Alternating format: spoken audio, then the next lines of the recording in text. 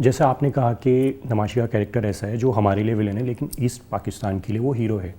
तो जब कश्मीर फाइल्स आई थी तो उसमें ये बात उठी थी कि हिंदुओं की कहानी थी ज़्यादातर, उसमें मुसलमानों का दर्द उस तरह से पेश नहीं किया गया था। क्या इस फिल्म में आप लोगों ने बैलेंस करने की कोशिश करी है या सॉरी बट कौन सा दर्द?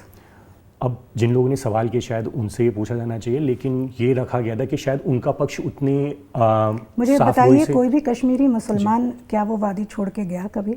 जी। उसको जाना पड़ा, उसको अपना घर छोड़ना पड़ा।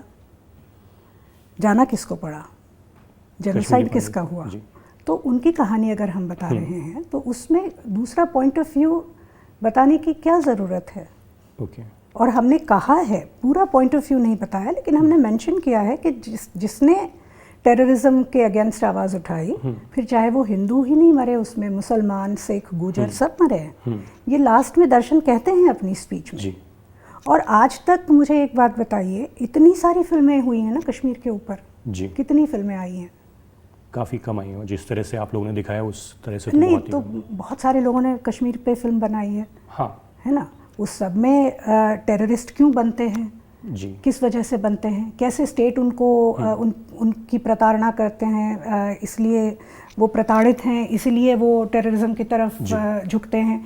ये सब तो उसमें बहुत दिखाया गया। क्या उसमें कभी किसी कश्मीरी पंडित का जिक्र हुआ? तब किसी ने नहीं पूछा कि आपने दूसरी साइड क्यों नहीं दिखाई? आई थिंक वेरी क्लियर कि हम जिसकी कहानी जिस तरह से पेश कर रहे हैं उसका, जिसकी कहानी से ज़्यादा हम लोग बहुत गिल्ट रिडन है।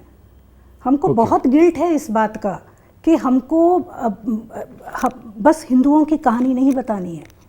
इस बात का हमें बहुत गिल्ट है। हम क्यों ना बताएं?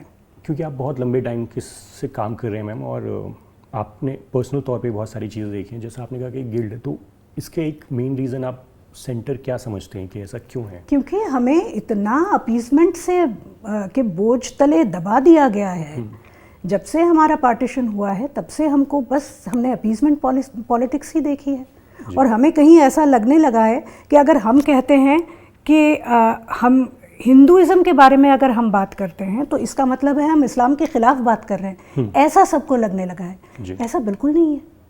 क्यों होना चाहिए ऐसा? कौन कहता है कि हमें उनके बारे में रिस्पेक्ट नहीं है या उनसे प्यार नहीं है? हमारे कितने सारे दोस्त हैं। जी। अगर मुझे बताइए, मैं आपसे बात कर रही हूँ और मैं अपनी माँ के बारे में बात करने लगूँ और कहूँ मैं अपनी माँ के बारे में बताना चाहती हूँ, मेरी माँ बहुत खूबसूरत थी, मेरी माँ बहुत बढ़िया सिंगर थी, मेरी माँ ऐसी थी, मेरी माँ वैसी थी, मेरी माँ वैसी थी। तो क्या आपको ये इनसिक्योरिटी होगी कि अगर मैं अपनी माँ के बारे में बात कर रही हूँ तो इसका मतलब है मैं आपकी माँ से घृणा करती हूँ? बिल्कुल भी नहीं। ये तो उसका मतलब नहीं निकाला जाएगा। तो अगर हम अपने वे ऑफ लाइफ के बारे में, हमारी त्रासदी के बारे में अगर हम लोग बात करते हैं तो ये क्यों लोग समझते हैं कि किसी और के अगेंस्ट हैं हम? इट्स नेवर दैट ना। Just because you are for something doesn't mean you are against something. तो ये लोगों को, ये बहुत मैक्रो लेवल पे लोग देखते हैं, ये चीज़ें समझते नहीं और फिर इन्हीं के वजह से कंट्रोवर्सीज क्रिएट होती हैं। जी। आई बिलीव कि जो आपका मैसेज है वो लोग तक जाएगा और आखिर कंट्रोवर्सी नहीं जाएगा मैसेज, क्योंकि इसका ट्रैक्शन ही नहीं होगा। देखिए, सोशल मीडिया पे सिर्फ नेगेटिविटी फैलती है। नहीं, ऐसा अच्छी चीज़ें सब भुला दी जाती है। मैंने नोटिस किया है तो काफ़ी चेंज सोशल मीडिया पर भी आ रहा है मैम, और लोग इस तरह की चीज़ों को जो समझाना, जो बोल रहा है वो जो समझाना चाहता है उस तरह से लेने की, समझने की कोशिश कर रहे हैं लोग, और आप बोलेंगे तो ज़रूर उन तक मैसेज आएगा। चलिए, आप कह रहे हैं तो मान लेते हैं, लेकिन मुझे शक है। अरे नहीं।